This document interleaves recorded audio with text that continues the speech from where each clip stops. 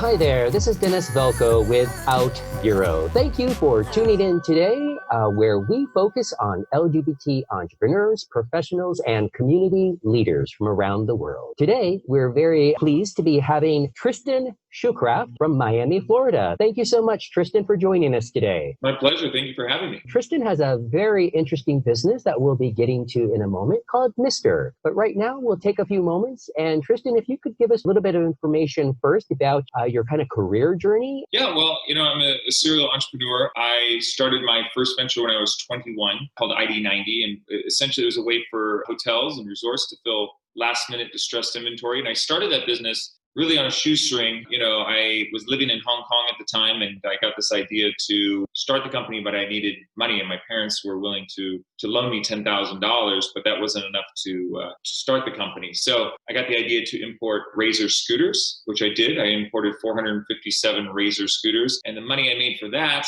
plus the $10,000 loan, is where I got the money to start ID90. And it was a lot of work to sell those 457 Razor scooters, but yeah, that is quite a bit. Now, did you sell those scooters to local people? I sold them to anyone who had money. I brought those back, and I thought I'd be sold out in 2 weeks. I sold the last 6 on Christmas Eve. I sold them at swap meets. I sold them at, office buildings, outside schools, like anywhere. It was a lot of work. And I learned my first valuable lesson about inventory. I got every color they made them in. But the reality is I probably should have just focused on 2 or 3 colors. So anytime I hear people talking about doing their own business and clothing, I just cringe, because I think, oh my God, how many colors and sizes you have to have of everything. It's really tough. It's an art to make sure you don't have any excess inventory. Sure. So what year was that in? Ooh, that was 21 years ago. ID90 was really like an early Hotel Tonight, basically. It was like last minute. And it was only focused on, I shouldn't say it is only focused on airline personnel. So the rates are really good, and the rates are really good because airline employees are unique in the fact that they can just hop on a plane and, go to Paris tonight. They're going to pay little or next to nothing for their flight. Whereas a normal consumer, the later you wait, the more expensive the flight becomes. So ID90 was that was my first real venture. When I was younger, I had little other entrepreneurial, endeavors. Yeah, so that was my first company. And then a few years later, ID90 transitioned into e-ticketing for the airline industry. So when the airline industry went from paper to electronic ticketing, we helped that make that happen on the side of employee travel. And that's what we still do today. Oh, interesting. So you're still involved with that company? Yes, I am not involved in day-to-day operations, but still a major shareholder in the company. And the company is continuing to grow, and that's why we still have it. But we represent airlines all over the world, from Moscow to Chicago, all over. Ah, very interesting. Yeah, so basically we do the issuance of the ticket, the e-ticket, and also hotel, resort, car rental. If you know anyone that works for an airline, more than likely they've heard of ID90. Mistr is a telemedicine platform that is focused on PrEP, the once-a-day pill regimen that prevents HIV. And so, it's a complex telemedicine platform. So people can log on, they answer a health questionnaire, then they can choose, how they want to do their baseline testing. They can communicate with the doctor. The doctor can review the labs, and then it's sent to one of our partner pharmacies that fulfill and ship their medication. And if they don't have insurance, the system enrolls them automatically in the various patient assistance programs, copay cards, so there's no out-of-pocket for the user. So it does all of that, and we have numerous partners across the board that we have this connectivity with. So this has been a project that I'm working on for 3 years now. And but I would say that it was probably about a year and a half ago before we actually could go live and start taking customers. One thing that I see, like on Shark Tank, or when I talk to entrepreneurs, they want to build an app from scratch. And I think it's really important that you do proof of concept first. With this particular scenario, it was kind of hard to do a proof of concept. I mean, we built we did build it from the ground up, and we built the bare minimum just to kind of get that proof of concept. And then we've just kind of been building on top of that. I spent probably a good 6-7 months just doing due diligence, understanding what the challenges were. Why is the CDC want 1.2 million people on PrEP and there's only less than 100,000? So what are the barriers and how can we eliminate those barriers? And the ins and outs of the pharmacy business, medical requirements, legalities involved with the medical and pharmacy space. So before we even started developing it, I probably spent a good 9 months vetting the different processes that I wanted to implement, and then we started developing. And then it's that first phase, proof of concept. Okay, it's working, and now you take it to the next level. Be nimble enough to say, okay, that's not working, and instead of continue to go down that road, stop and make the left or the right, what have you. We made a lot of changes to what we thought was going to work and the way we thought the best path was. There is, American healthcare, unfortunately, is so complicated and heavily influenced by special interests. It could be a lot better, but, something as simple as labs. I could bill your insurance for labs, and if it's not in your network, you're going to get a huge bill. So what's the logical thing? I want to make sure that you're in network with Quest before I send you into Quest, but there's no database where we can tap into and validate that with 100% accuracy. But we have to interact with insurance companies, with pharmacies, with different labs, to the different patient assistance programs. It's not one size fits all, unfortunately. But, one of the things in California, we're really lucky. We have different partnerships which subsidize the cost of Mistr. But when we first started out, we were in California, and we were going to accept insurance. And so while that sounds great, it just because you want to accept insurance doesn't mean it happens right away. But we went through all the different hurdles to become a provider within various insurance networks. And what we found out is, a lot of people have insurance, but they have huge deductibles. So it's cheaper for them to pay $99 up front rather than bill their insurance and get a $300 bill because their deductible has not yet been met.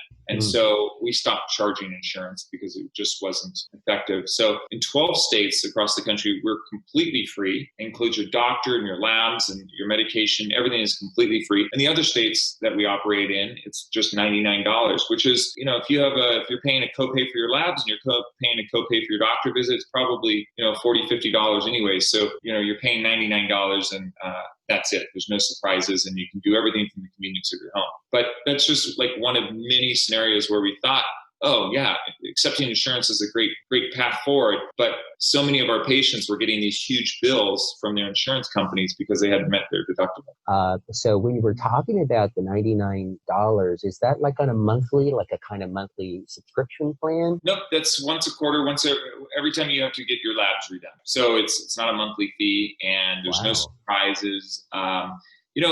As we were saying earlier, you can take insurance and there's that copay amount. So yes, you could save money by maybe going to a doctor within your network. But you also have to take time off of work, right? And so time is money, and so it's a convenience factor as well. Yeah, it's even for some of those people that are paying $40, that's too much for some people, especially, given the current economic situation. So that's we're striving to make Mistr free in all 50 states. Right now it's 12 states. That's pretty amazing. And again, you really might want to investigate your numbers. I think you're saving people even way more than just the, 40 or $50. That's just for the doctor's appointment. Again, for Chris, he had to make the doctor's appointment, which had a copay for. Plus, then the labs alone was, call it on average, $300 every quarter. Yep. So you're saying that the labs and the medication and everything is basically the $99 once a quarter? Yep, or completely free on those. Or completely free. Wow, that is amazing. I mean, that is one of the challenges that, let's say you go to your doctor and you get the prescription. You go to pick up your prescription at the Walgreens in South Beach. They're going to say, oh, you have a $500 copay. And people are like, what? And they just leave their medication there. And I have a good friend of mine who he works for a large company. He goes, I got great insurance. Thanks for your help. I don't need it. And he took his prescription to Costco and there was an $800 copay. And of course, Costco and Walgreens don't know all about all the programs programs out there and available. And even if they did, they're kind of going to put that back on the patient saying, hey, you need to go to this website, fill this form out, call them, do this, fax that. And most people are just going to give up. And so that's a big part of what we do is we do all of that. So the user signs up, they get their test kit, they do their blood work, they get their medication. Like, oh, that was pretty good. But there's a lot of things going on behind the scenes that we're doing. So, telemedicine, people go, oh my gosh, it's great because it saves time. It's great for rural areas. And it is good for rural areas, and it does save people time, but it's really great for the person right down the street that is too busy to come in. Maybe there's a stigma. Maybe they don't feel comfortable talking to their doctor, can't get time off work, can't afford to take time off work. So yeah, there's a lot of benefits to doing everything online. We're live in all 50 states, but there's that $99 fee outside of the 12 states. So for the 12 states, it's completely free. And, we're doing really great numbers. Obviously, the more people on PrEP, the less HIV infections. And unfortunately, the more people we test, the more HIV positive results come in. But that's also, the silver lining to an HIV positive result is that individual is getting connected to care. And by doing so, they can suppress their viral load and stop spreading the disease. I think young people today, they haven't experienced any of that. And, unfortunately, there's still stigma around HIV, but the reality is it's a chronic disease. You take a pill to prevent it, and you can take a pill if you have it. And it's proven that, if you're undetectable, you're untransmittable. But yeah, it's, I think everybody who's sexually active should be on it, not just gays. I mean, adolescents, in college and high school, you feel invincible because you're young, but you're not. Right. And I think that's part of the challenge now is people are scared of HIV, but they're not as scared as they used to be of HIV because it's not a death sentence anymore. Right. There's two regimens, 2 pills that you can take for PrEP, and it's Discovy and there's Truvada. So there's 2 different ones, and Truvada will be going generic at the end of this year. Okay. Now, Yep. Does Mistr kind of do one or the other or both? Nope, we do both. By default, we do the newer version. Most insurance companies do cover that. And if your insurance company doesn't cover it, we can get you covered. So the Discovy is half the size, so it's a little easier to swallow. And it is the same. The safety profile of both drugs is essentially the same. It's just that Discovy takes effect faster. And then I always believe that, if you can take a pill that's half the size, obviously, 3 aspirin is more toxic than 2 aspirin, right? And so the less, medication in your body, the better, especially if it's just as effective as the one that is double the size. Huh. So, okay. Well, you answered a question before I asked it. I was going to say kind of what's the difference between... That's easier to get a little more technical. Truvada lives in your blood, Discovy lives in your cells. So that's one of the reasons why Discovy doesn't need to be as big of a pill. I will highlight though that women it's not approved. Discovy is not approved for women. So interesting. Excuse me. Women still have to use Truvada. Men can use either Truvada or Discovy. 13% of our users don't identify as gay, and we do serve quite a few women as well. We actually launched a new brand called Sister, specifically targeted to women. Especially African-American women, they're really a prime target for HIV, just given the culture of Black males, on the down low and bringing it home. And then there's that whole stigma like, well, I don't have sex, I don't have sex that much. You only need to have sex one time. That's all it takes. So women on birth control, they're not on birth control because they're having sex, 10 times a day. They're on birth control for when that moment occurs, they're protected.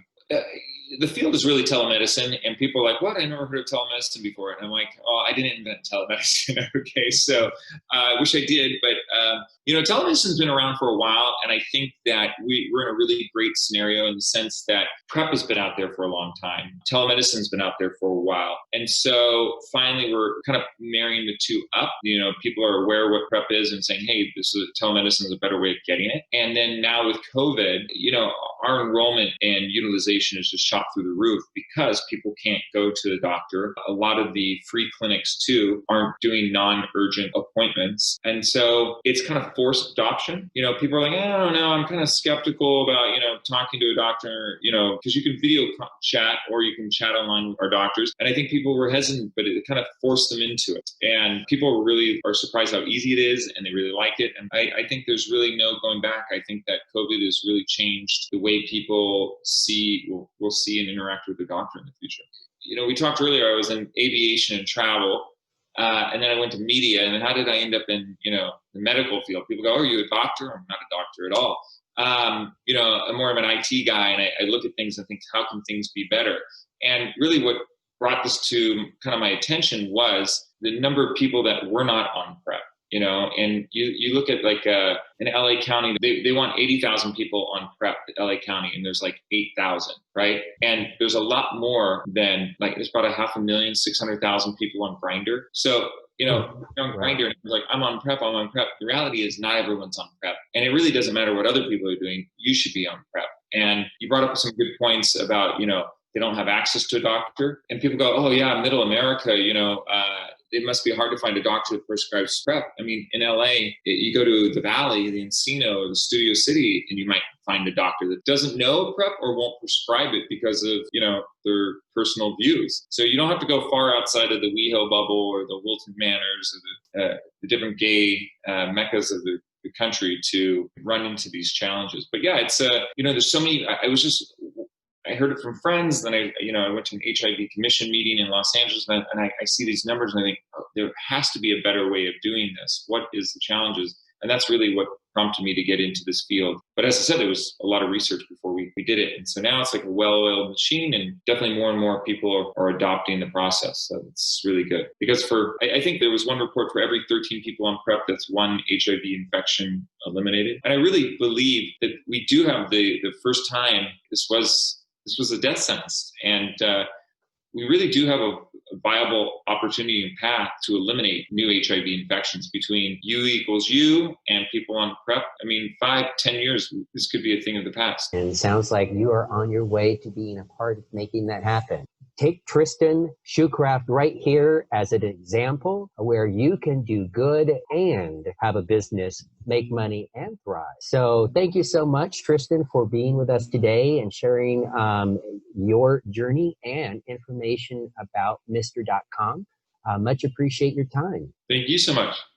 Well, you've been listening to Out Bureau Voices. Again, this is Dennis Belko. Be sure to hit that subscribe button below if you are here on YouTube, or if you are listening to the many audio channels, such as Apple, Spotify, Stitcher, Google, and now even on your Amazon Alexa device, be sure to hit follow to make sure that you are informed and notified when new episodes come up, just like this with other guests.